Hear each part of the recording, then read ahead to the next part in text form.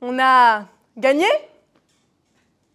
Quelle fierté d'avoir servi la patrie, d'avoir repoussé l'ennemi tout en sauvant des vies. Mon ventre est bousillé, plus de rab pour moi. La boue jusqu'aux joues, je ne sais plus quand j'ai eu le privilège de me laver.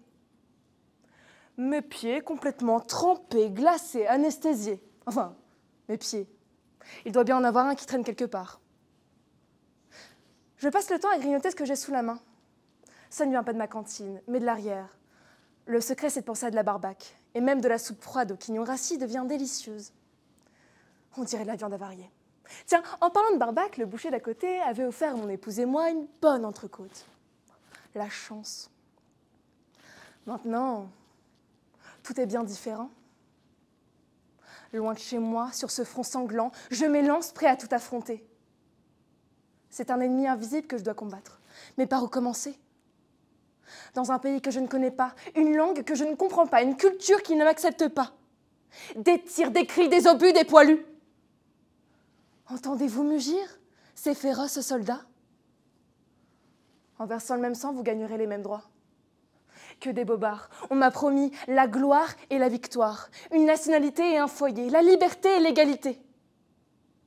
Quel naïf d'avoir cru que la guerre des Toubabs m'offrirait ses lauriers. Je dois combattre durant des jours entiers. Et mes nuits, je les passe à prier, avec pour seule compagne la mort. Mort qui a emporté mes frères, frères pour qui j'ai combattu, pour qui j'ai survécu. Je ne partage ni leur langue, ni leur culture. Mais peu importe, le langage du combat, c'est celui du cœur, celui qui nous unit malgré les mœurs.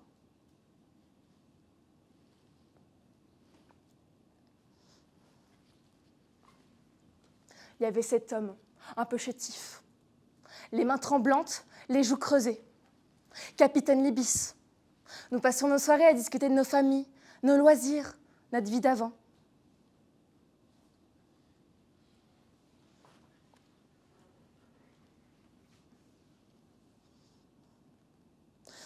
En relevant les yeux, je regardais ici et là.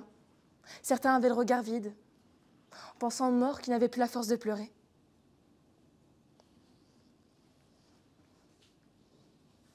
Bloqué entre deux mondes, les images des tranchées hantent encore mes rêves.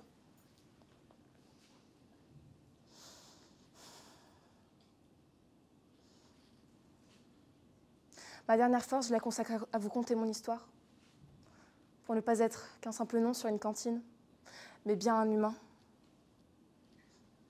Puis-je vous poser une question? On a gagné? Je vous remercie, mesdames et messieurs, de m'avoir offert l'opportunité de porter à travers mon discours la voix d'un soldat anonyme. Merci.